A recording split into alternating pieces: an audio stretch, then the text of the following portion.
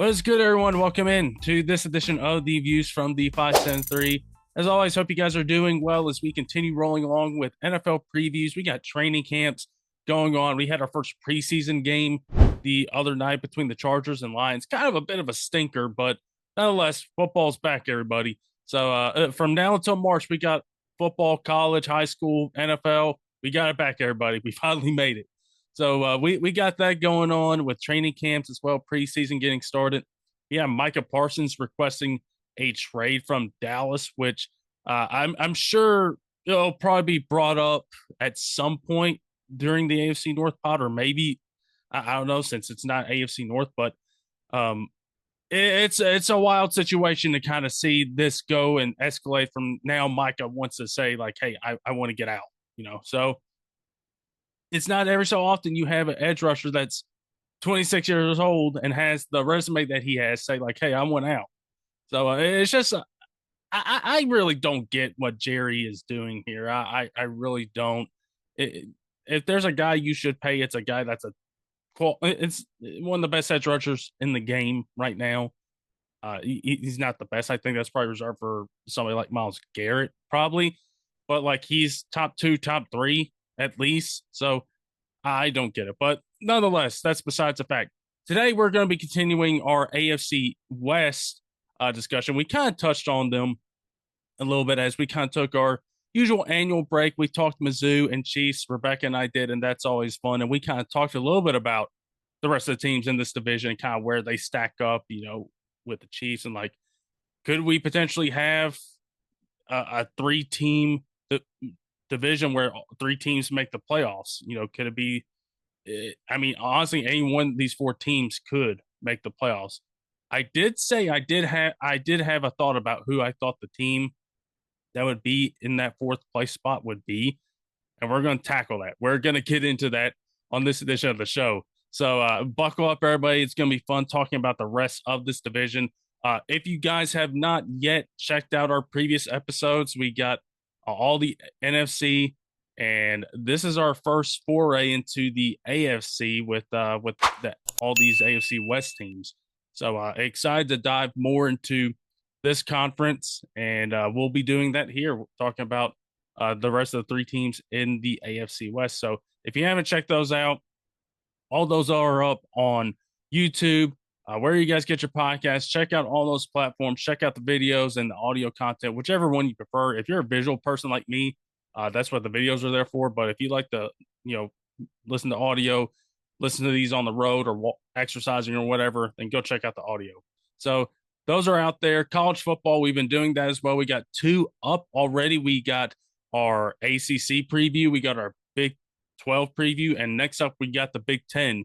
So really excited to dive into the Big 10 as a certain team that has been talked about here a whole lot from that conference. And no, I'm not talking about Ohio State, but we're talking about Penn State. And I'm really kind of excited to dive into Penn State, considering not only is it Peter's team, but also they've got a lot of preseason hype that they've garnered here since, with all the moves they made, with all they're bringing back.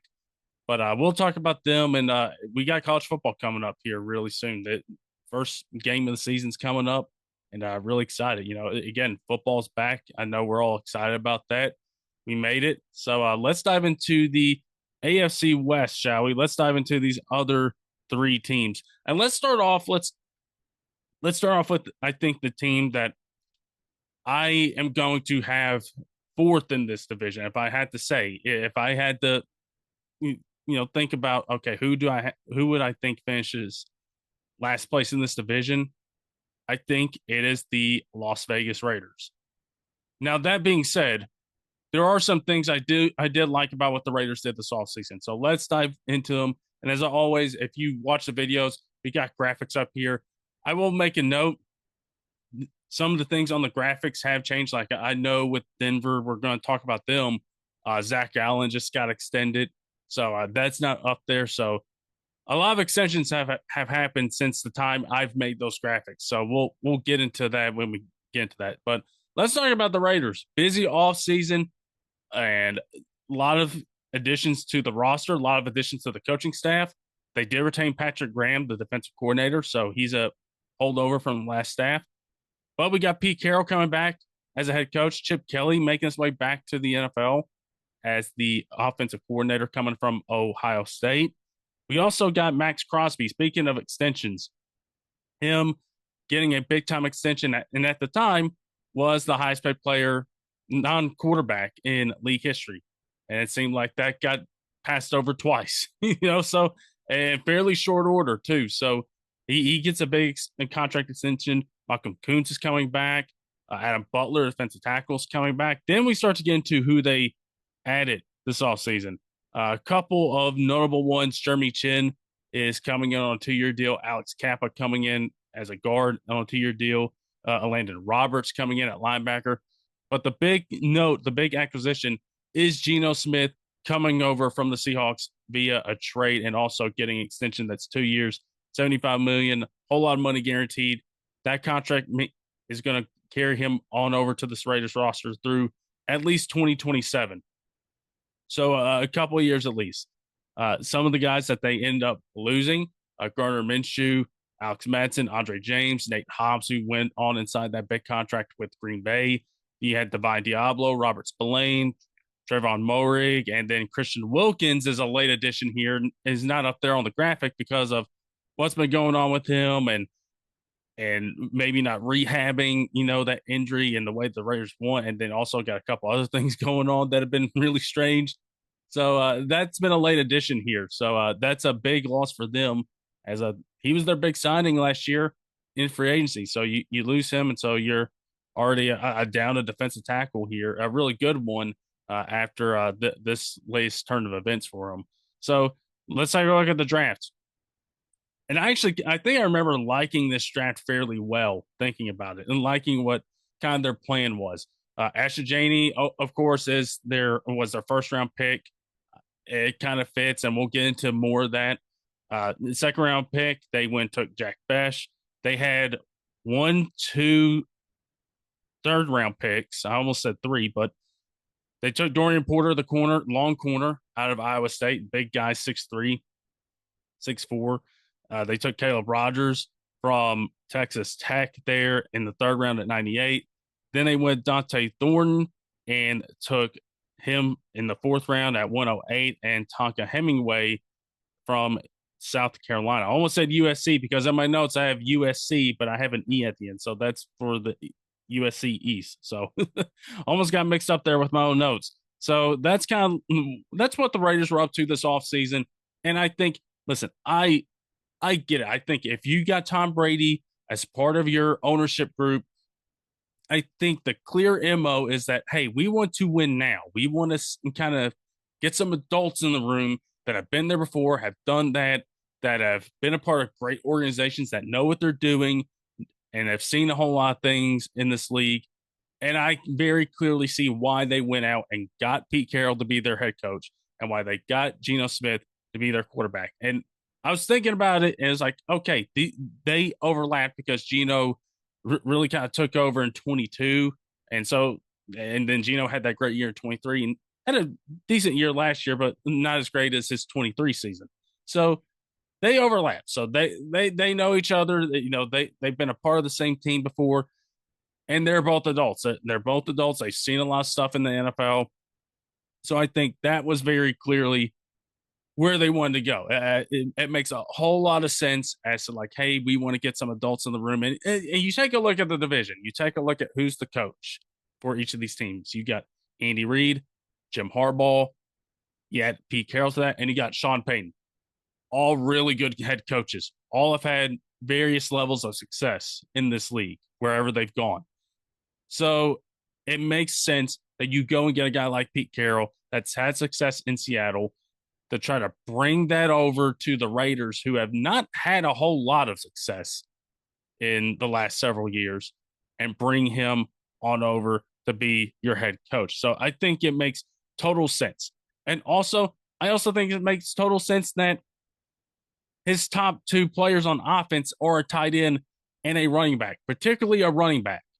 Ashton Janey is a guy that, with Pete wanting to win now, because he isn't getting any younger, it makes a lot of sense why they went with Janie now. Like he's plug and play, ready to go right now. Boom, let's go. And it makes a lot of sense. And I think he's going to be really good right away. I think we had this thing with the running backs where it feels like, hey, we don't want to take him in the first round, but if they're really good, if they're like a Saquon, if they're like a Bijan, or if they're like a Janie, take them early because you've seen they've had success early on. Like they've been successful. I think it's just probably like later round, first round running backs. Where it's like, do we want to do that? But Janie fits that mold. You take him at 6, it makes a lot of sense. He's going to be plug and play right away, and he's going to be ready to go. He's going to be a key cog within this offense. And then, of course, you have Bowers coming in from last year. This guy was incredible. He's already one of the top tight ends in the NFL. But I think, those at Georgia and those that coached against him in the SEC are probably not surprised by that, considering how well he was at Georgia and how, like, early on, how good he was. And that kind of shows, like, hey, if you're good in the SEC early on, watch out, because you can probably, if you're successful that early, you can probably find success in the NFL, and he certainly has found it. So those two are the main guys on offense, and it makes a lot of sense for a Pete Carroll coach team that is the case, where you got this running back there that is great at all levels and is a guy that can run in between the tackles. And you got this physical tight end that can catch everything that's thrown at him and make you and get yards after the catch. It makes a lot of sense that these are two key cogs for Pete Carroll. It fits them. You just have to take a look back at the Marshawn Lynch days where he had a running back like that, where they really kind of leaned on him in that run game. And this offensive line is pretty solid for the most part. Like they just extended Colton Miller. You have that, and of course they signed Alex Kappa, who I imagine is probably going to be plugging into that offensive line. Dylan Parham has come in, has done a good job. Jackson Powers Johnson and DJ Glaze, they were two rookies last year that got better over the course of the season. So you're hoping that trajectory stays the same. So you're projecting that built-in development for those guys in year 2 as they get better, with JPJ being a former first-round pick, and Glaze doing really well being thrown in there at right tackle. So you got a nice offensive line there. You got a solid offensive line there where you got a mix of experienced guys. You got your stud left tackle and Miller, and then you got 2 good rookies that are looking to make a jump in year 2. So I think that's a good offensive line. So this fits right into what Pete wants to do. And then you have the Geno Smith of it all. And we've seen this type of stuff happen before, where you get a young quarterback and you're like, hey, we want to win now. Like we've seen it happen a couple times in recent years from the past. We've seen it with Bruce Arians and the Cardinals. We've seen that type of stuff, where they brought in like Carson Palmer, like, okay, we have a clear window of 3 or 4 years. Let's go and try to go for it. I don't know if that's the case here with this roster because there's still a lot of holes, but also at the same time, you cannot fill every conceivable hole that you have on your roster. If you got a bunch of them, you just got to pick and choose. Okay, which ones are we going to address? Which ones are like at the top of the list that we need to go and address in some way or form now, whether it's via trade, draft, free agency? Which ones do we need to go and attack and make sure, hey, we got those filled up?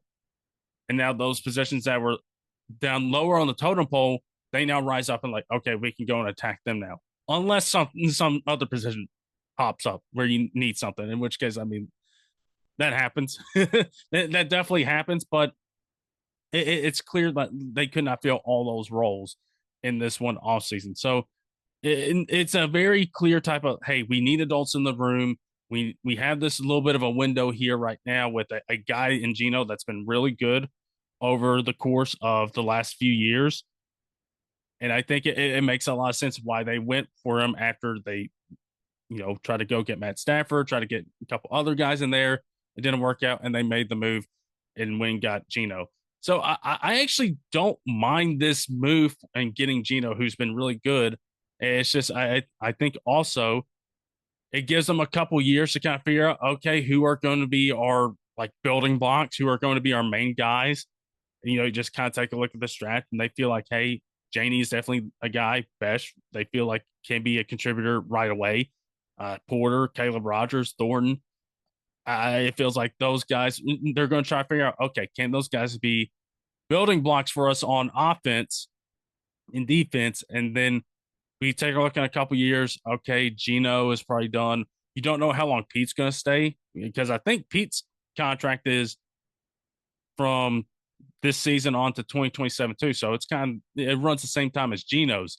So it feels like that is going to be the type of window where like, hey, we're going to figure out what we have, what we got, who can we build around, and then go and get their quarterback and find one either via draft or trade. If one becomes available via trade, maybe they go and grab one and say, hey, we're ready to go and compete now because we know we got our building block set up. We're ready to go. So it kind of feels like that's the way things are going with the Raiders right now. It's just that I don't know if they're going to be good enough right away to compete, considering the defense is still not where it needs to be, particularly on the back end. You lost a couple pieces in Hobbs and Moerig this offseason. I still don't know if that is completely addressed. It feels like that's one of those spots where you know you try to fill those holes, and they just had too many. And they did draft Darian Porter. He's a guy that he's going to take some time to develop. He's still learning that position. If I remember his draft profile, he's a big corner, long corner. So I mean that's not surprising either, considering he having experience with those type of guys and having success with those guys on the back end. So that makes a lot of sense. But it feels like there could have been more done there. But again, you had a lot of holes. You can only fill up so many of them on this team. So it's just like, okay, we're gonna try to go and address them next off season. If there's somebody available via trade, let's go get them, draft, free agency, all that good stuff. So it kind of feels like that's where the Raiders are as of right now with this group, and they do have cap space next year. I'll bring that up too. They do have cap space next year, so with those remaining spots that they didn't fill this offseason, they can go and address them this offseason. Like if they feel like, hey, we're still figuring out wide receiver, let's go and get one next offseason, or getting a running mate next to Max Crosby, whether it's a D tackle or defensive end, get some help on the back end of that defense, get some help at linebacker, considering you lost Spillane, you lost Diablo. That may be the case. So they're definitely going to, I think, figure out what they are this year. But I think it is smart you get two adults in the room that know what they're doing, that have had experience, and that can go against these head coaches and these quarterbacks in this division, I think, especially Pete, a guy that's been there, done that, college ranks, pro ranks. He's seen a lot of it. So, I mean, that's one thing we were talking about, Rebecca and I. It was just like the coaches in this division is insane about with who's in here, because all of them are good. All of them have been successful. So it should be an intriguing division to watch as far as that perspective, considering you got really good play callers and Andy Reid and Sean Payton, and you got excellent coaches and Pete Carroll and Jim Harbaugh that have done it in college and the pros, have had success, have won titles. So it's really something I think that'll be fun to watch as far as this division's concerned with those head coaches. But as far as the Raiders, I'm curious about where things are going to go. Chip Kelly should be fun. That should be a fun addition, because you got Thorne there, and knowing him from Tennessee as a guy that can stretch the field. Bash is going to have his role, and like those guys are going to have all their roles within this offense, and it's all going to center around Janie and Bowers, I imagine. So you got those guys. And Jacoby Myers had a good season last year. He went over 1,000 yards for the first time in his career. So it should be an exciting offense to watch, but I think it's all going to key on that defense. So I think the Raiders for me would be the fourth place team here, but I would not be surprised if you told me like, hey, they're one of the three teams that made it from this division. If there are three teams, I would be like, okay, it makes sense. They leaned on Janie, they leaned on Bowers. Carroll and Geno were amazing together. The defense probably had some setbacks, but they weren't too awful. So I could get around to that, but I think just with the teams in this division, I think it's hard for me to see that. But that's why you play the games. You play the games because you never know what's going to happen. You could have an injury that happens, or just some lucky thing just happens out of nowhere. So I think that's where we're going to leave it off with the Raiders. So moving on here, let's talk about the Denver Broncos, who were a complete surprise to everybody last year with what they were able to do with Bo Nix as a rookie quarterback, who did really good as a rookie, showed a lot, and it really showed like, hey, why Sean Payton handpicked him to be their guy and rolled with him in last year's draft. And then you also take a look at this defense where it was wrecking havoc. I think I want to say I had it in my notes, but I guess I don't. But like this defense was just a team that just wanted to kick everybody's butt. They just wanted to kick everybody's butt, and they did that for a lot of the season. Nick Bonito, Zach Allen, mentioning him, like they were really good. They got after it, and Bonito, I believe, made the Pro Bowl last year. It was an all pro, I think, too, or I may be mistaken. But nonetheless, let's dive into the Broncos additions here before we get more into, the Broncos themselves. But what they did this offseason, again, additions, extensions, all that good stuff. DJ Jones, a big 3-year contract coming in to help out with the interior, staying there. Jared Stidham coming in there. Evan Ingram, big, athletic tight end from Jacksonville coming on over and filling a need there. Trent Sherfield coming in at wide receiver. Drake Greenlaw and Talanoa Hufanga, both coming from San Francisco and going to the AFC West and going to Denver. So that they're sticking out west, but they're going to Denver, Colorado instead. So you got those additions, and then not a whole lot of pieces left from this team. That was kind of, I think, the most shocking part was there's only 4 notable departures I had on here, unless there's more. But the 4 I had were Zach Wilson, Javonte Williams, Cody Barton, the linebacker there, and then Riley Dixon, the punter. So a little bit of a issue there, a punter trying to find a new one. So not every now and then it's not often that we have that conversation about, oh, a punter is one of their big departures. So we have that. The draft, you take a look at them. I think they were one of those teams that wanted Janey, but they end up not getting him, not into sticking at 20. They take Jahdae Barron, the corner from Texas that was the Jim Thorpe winner. So you bring him in and you add him alongside Patrick Surtain, who was the defensive player of the year and is one of the best corners in the game right now, as he can shut down the other side.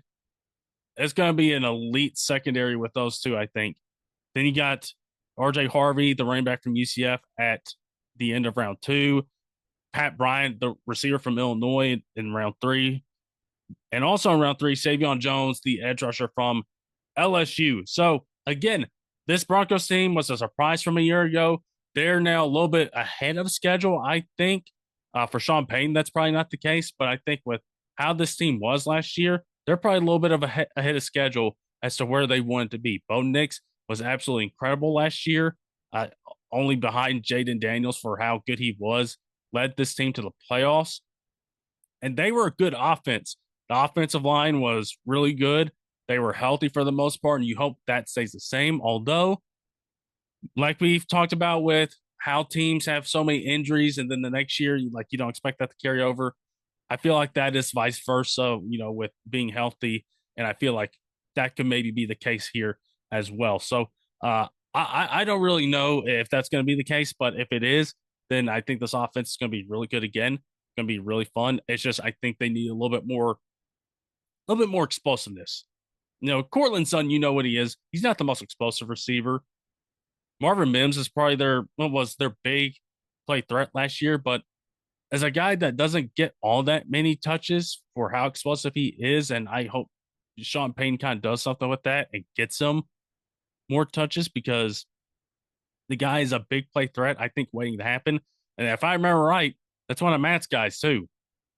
So I think Matt is probably in agreement with this statement. Get Marvin Mims the ball. Fun things happen. So whether it's, bubble screens, slants, stuff like that. Yeah, I don't know. Get him the ball. So it just feels like they need to add an explosive element to this offense. I think Evan Ingram can definitely add that tight end as a guy that operates in space and likes to run as an athletic tight end. So that makes sense. It also makes sense why you draft RJ Harvey, who's an explosive running back too. And so you add him to that group of running backs with Esteby, and you got a couple other guys back there, with no Devontae Williams. So it feels like Harvey and Esteby are probably going to be the two main guys with this offense. I don't know. The interesting thing for the Broncos is going to be, can they recapture what they had last year with this group? Can Bo Nix continue to develop well? Can he continue to develop well in Sean Payton's offense? And can, like, in these weapons of adding Ingram, Harvey, having another year in the system, can that make this offense a little bit more explosive? Again, getting Marvin Mims a couple more touches, but also this offensive line is really good. Quinn Miners, McGlinchey, you got those guys. They're good. Wedenberg, they're all good. And can you keep that continuity going? And then defense, they bring a lot of the same guys back, from this group, but they add Dre Greenlaw and Hufunga in this group. Now those guys, they're good, but they've been injury prone. Now Greenlaw's is kind of a freak injury, but that's still fairly recent. That's still within the last year and a half, And Hufunga has been nicked up a couple times in his time at San Francisco. So while, Greenlaw's is a little bit different, they have been both injury prone as of late. So that's something to take note of. And they're physical guys. They're guys that like to make an impact and like to make a statement by going out and crushing people. So it fits with this Broncos defense with what Van Joseph wants to do. But that's also something to take in consideration with being a little bit more injury prone with those two guys. But they definitely bring some leadership qualities to this group. Greenlaw is probably the best linebacker they've had in a while. And Hufunga, you add him in there as well at safety. This secondary ought to be really fun to watch with Riley Moss also thrown in there. And again, you got Surtain, and then you had Jahdae Barron. Like, just the amount of opportunities that Barron is going to have, considering nobody wants to throw to Surtain. So I imagine he's going to be happy about that. But also, if Barron turns into this guy that they drafted him to be in the first round, well, then you got two lockdown corners, and it's like, well, you got to throw on one of them. You got to take chances, especially if you got a star receiver. If you got two star receivers, you're going to have to do that. So I like that pickup there from Denver, and just addressing that secondary and just beefing that position up and say, like, hey, let's be even better here. And let's give Surtain a running mate and get Barron, who's the best corner in college football last year, that won the Thorpe Award. I could say Hunter was probably up there, but it is a guy that was really good. But this is going to be good secondary. This is going to be a good secondary. The defense, I think, is still going to be good, considering, again, they brought a lot of those guys back. Zach Allen's back. DJ Jones is going to help out in the interior. Nick Benito is going to be awesome as well. So this Broncos team is still going to be good. It's still going to be good, but it's just like, can they find themselves from that, surprise team where they're not going to be so much of a surprise this year? A lot of people are going to take note of them. So that's going to be the key thing there for Denver, is to make sure that they keep on that rise and, know that they're going to be a little bit more hunted this year than being the hunter. So that's going to be kind of the thing for Denver to kind of take a look out for as they head into 2025. And then finally, let's talk about the Chargers here as we close out the AFC West and talk about what they did.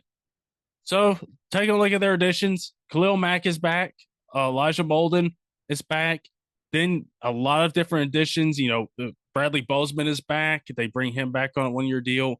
They brought back Mike Williams, but made a note here, he retired. So scratch that one out on the graphic. So he's retired. They brought in Mekhi Becton, who had an awesome year in Philadelphia, won a Super Bowl, made him, got his stock back up a little bit. Dante Jackson, Najee Harris, bring him in on a one-year deal from Pittsburgh. So you bring in those guys, you lose J.K. Dobbins, Josh Palmer, Joey Bosa, Boona Ford, Malcolm Cox, Morgan Fox, Christian Fulton, and then Asante Samuel Jr. So that's kind of what happened with them as far as free agency is concerned. Now the draft, talking about them, They also took one of these stud running backs in this deep running back class. They took Amarian Hampton, 22 overall. Then they took Trey Harris, the receiver from Ole Miss.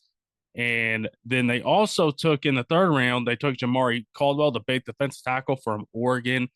Then finally, they took Kyle Kennard, the running mate to star sophomore Dylan Stewart at South Carolina, who probably going to be talking about here in a couple of years. So that's what the Chargers were up to this off season. And I made note of this in our pod that Rebecca and I did, but Jim Harbaugh doing as he always does within the last few months of being the Chargers head coach is just admiring Justin Herbert is his quarterback. And let's be real, we probably would do the same thing too if we had a quarterback like that could throw the ball like that. We just like, oh my goodness, he's just launching these guys. So we got this duo coming back this year in year two, and they were really good last year. They made the playoffs, and of course, Herbert was really efficient last year, as probably the most efficient year of his career. And then he just had that playoff game at Houston where it was just like nothing went right, all the turnovers in the world, and that's how your season ended. So I think you take a look at this Chargers team, and I had this in my notes. You take a look at what they did, making the playoffs in year one under Harbaugh, which I don't think we're all too shocked by, considering Harbaugh usually gets his teams to win early. That said, they did have some deficits on that roster. Secondary, some other pieces up front with the defensive line, secondary playmakers on offense. Dobbins was good, but not the best running back in the world. I think you just take a look at this group. You take a look at this roster that they have, this team in LA. I think you take a look at it as like, okay, did they make the playoffs because of the coaching quarterback, or was it because of how they were currently constructed? Are they set up to be a contender right now? That's going to be the key thing, because I think you can argue with the coaching quarterback, they are. You got the quarterback position locked down. He's one of the best ones in the game. You got a great coach.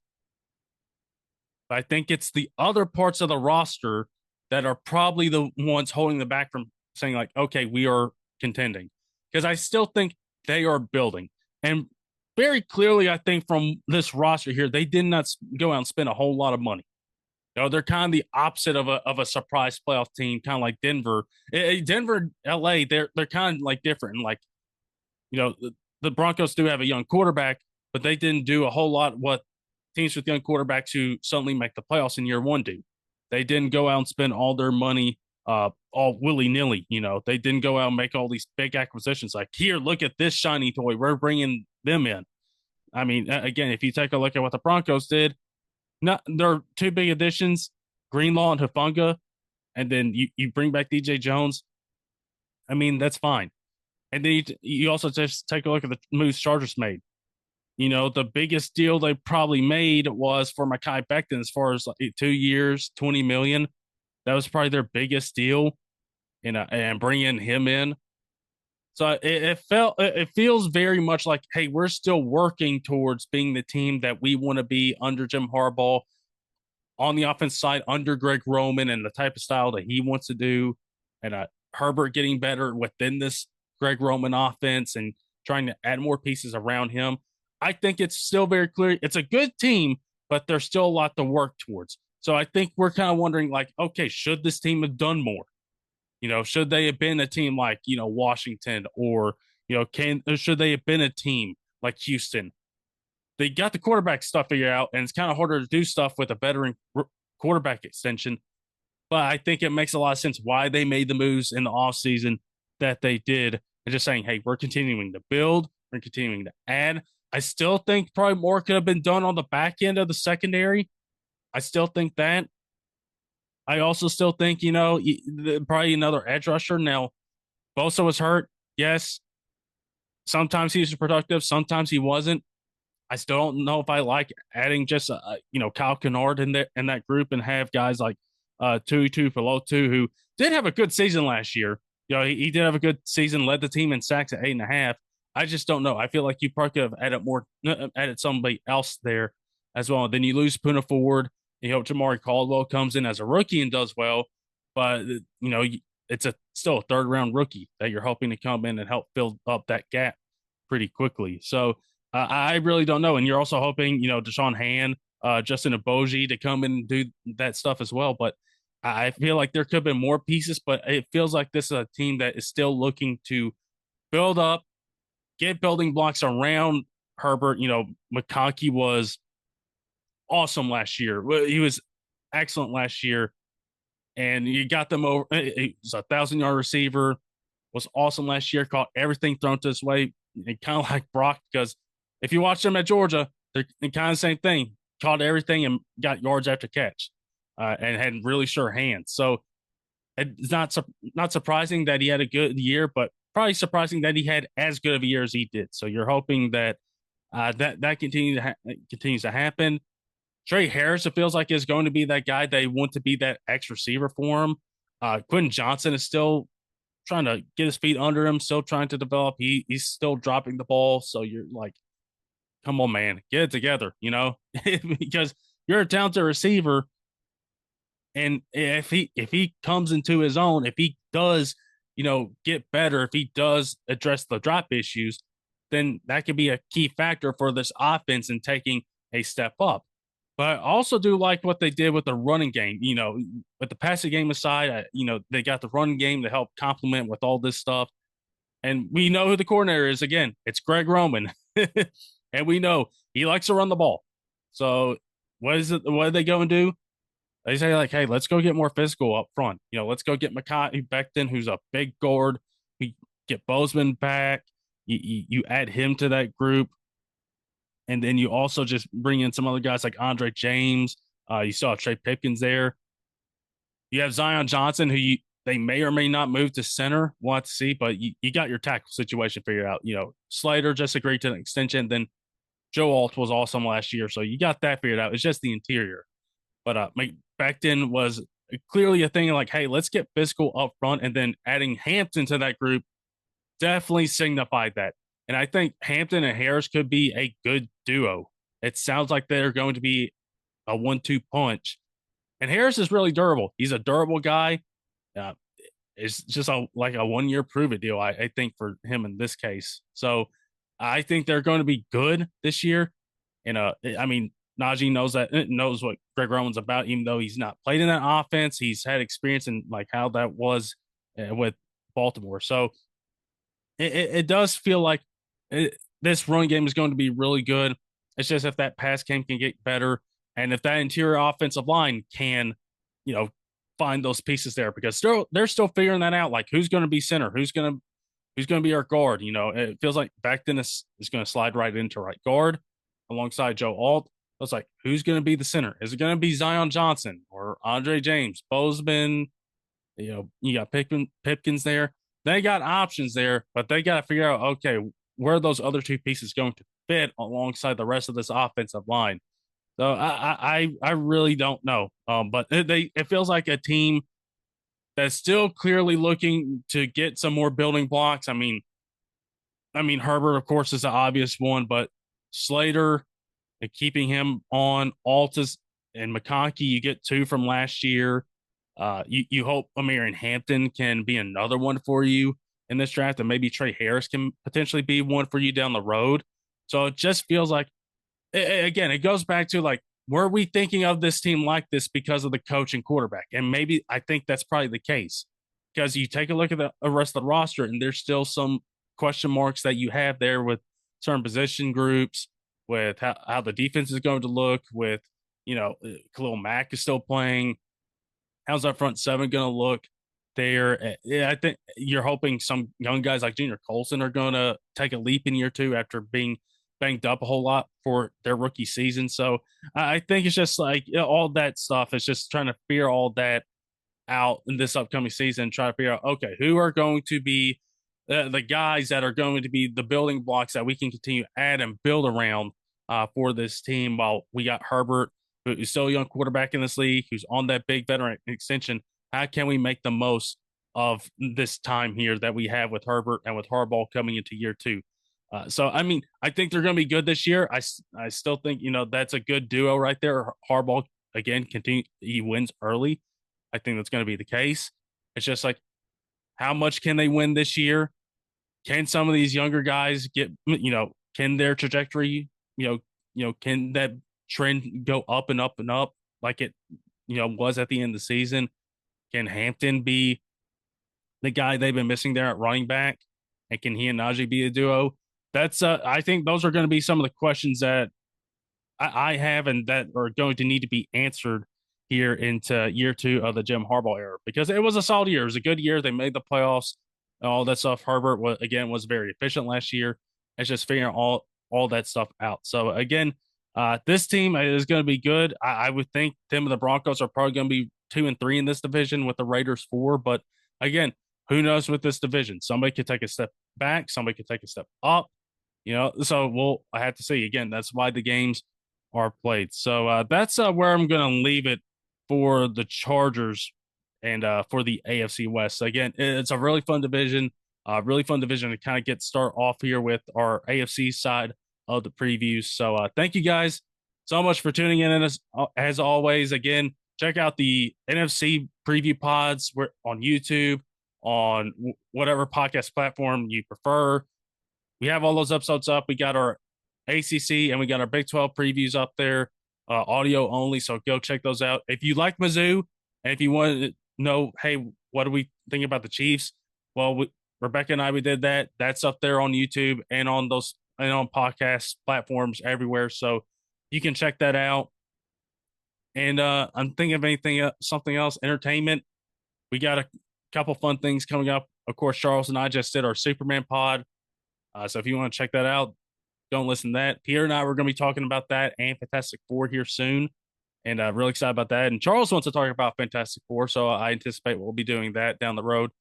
And then I'm taping this on Saturday in a couple days, Matt, Peter, and I were going to be taping our AFC North pod. So I think that's going to be the next division up.